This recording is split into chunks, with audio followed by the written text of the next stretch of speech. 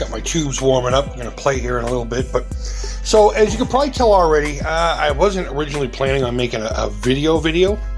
I'm just documenting little things here and there. So that's the reason for the slideshow.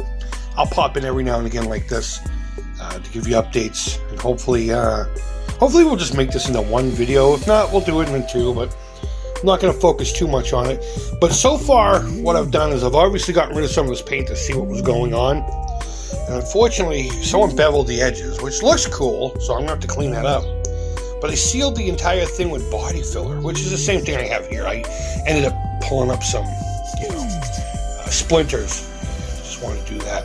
We're not going to go nuts with this. In fact, I don't want the finish to be perfect. Most of this will probably just stay. I just want to get rid of all these chippy parts. I mean, the thing is chipping apart everywhere. I mean, in the picture from the reverb ad, it showed it right here. I thought it was a crack in the neck joint, but it turned out just to be the body filler pulling up. So we're going to go with a Hardtail Bridge. This originally came with one of those 6-screw style Fender bridges. Somebody routed this out for something different.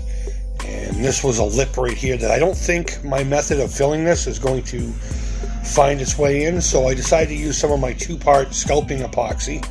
I filled that in there. I also filled a couple of holes. If we flip it around, there's a hole going directly to the pickup cavity here. And same with right here. One of them was for a ground wire, and the other one I think was just poor craftsmanship. And we have this big tremolo standard cavity. So you'll notice I also have a bunch of screws in here, and I'm going to put a few more in, like maybe like right here and here.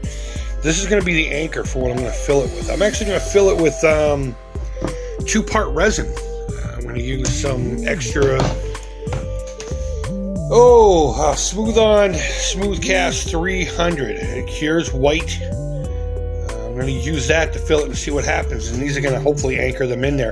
I've never used anything like that to fill a gap like this, but I figured I had the materials. Why not experiment? Didn't pay much for this to begin with, and just go from there. So I'm going to seal this part, flip it over, and pour it in from the other angle. That way I can gauge how much to put in for where the spring claw and all that used to go, and then we will work on maybe finishing the body.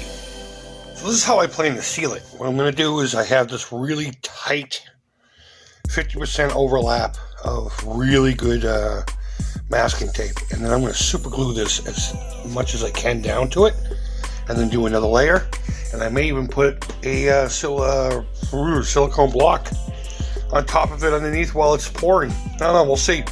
But this will only work if you're using a Pop-Tart box, but more importantly, the cinnamon one with the frosting.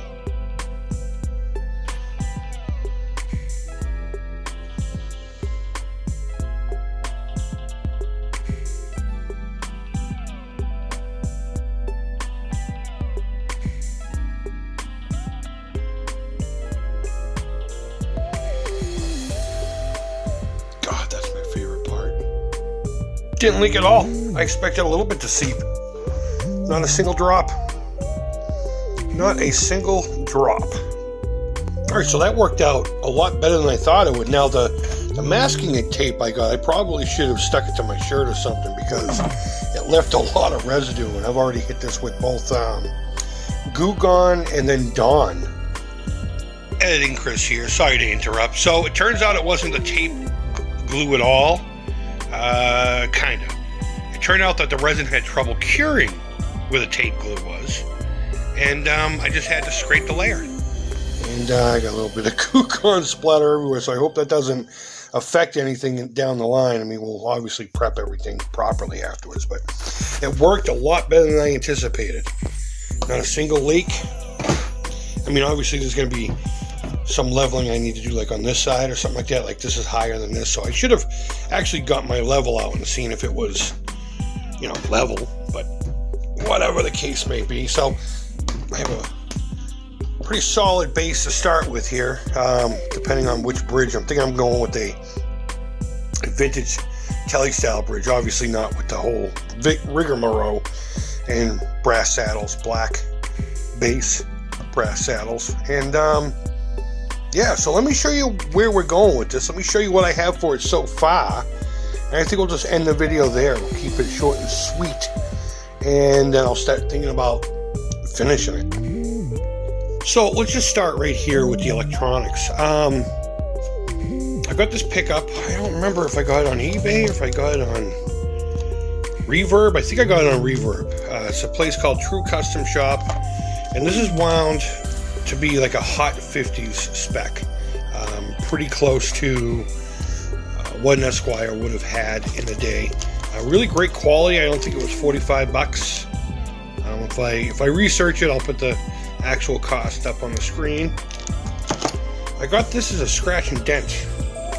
This has a scratch and dent. You can kind of see the things here for like $3 on the Facebook Marketplace, plus $4 to ship the damn thing. But so we got that for the electronics themselves, the controls. Your standard 3-way, 1 pickup Esquire vibe, but with the somebody's mod. Oh, I got it right here. Here we go. Eldred mod. There we go. So how this works is all the way back, the pickup's going directly to the output.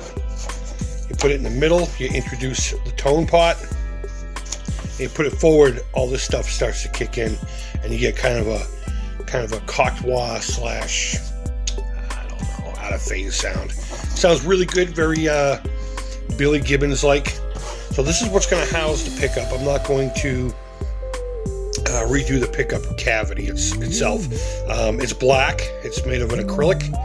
I'm leaving it like this just for now. I may do a little bit of distressing to it later on, but we'll see. For the knobs, I got these back when I worked for Parker Guitars. These would be standard on a Nightfly.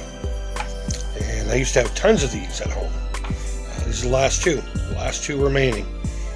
And the guitar that I actually had these on still has the original DiMarzio from a late 90s Nightfly, American assembled Nightfly. Those are not American guitars. The bodies are made in Canada. The necks are made, well, they were made in Wilmington, Mass, and the rest of it was just assembled in Wilmington, Mass. So don't be suckered into thinking the Nightflies were American at one point, because, again, the bodies are from Canada. And I have 2 different necks that I could either go with. I could go with this one I got on eBay a long time ago, or I have a Telly neck over here. I'm not sure which one is going on the guitar itself, so we'll leave that until next time. So let me know down in the comments. Do you dig this? I mean, this is what inspired me to go Esquire with it, seeing as it already had the cavity. I am going to have to open it up a little bit, because this is only designed for 1 volume and 1 tone. So I am going to have to open it up. I'll probably open it up this way, sadly enough. But we'll see. We'll see. Maybe I'll go this way with it. But that's where we're at right now. So now I'm going to work on the body and figure out how I'm going to seal all this in. Again, I might just use that epoxy stuff. Check that out. My Mandalore helmet. That's for another time, another channel. We will be doing a playlist on this. It's a whole costume I'm going to be building, and hopefully I'll be joining the Mercs. We'll see. We'll see. But either way, go ahead and leave your feedback down below. Thumbs up, thumbs down. All feedback to me is positive. Hit the subscribe button. There's a lot of cool guitar stuff coming. I'm sorry that I've been absent, but all my channels have been like that lately. So, not just you guys, but I'm starting back up fresh after a nice rejuvenation, walk away from this nonsense. And, yeah, that's it. So go ahead and leave your feedback down below. Thanks for watching, and I hope you're doing well. Until next time, take care.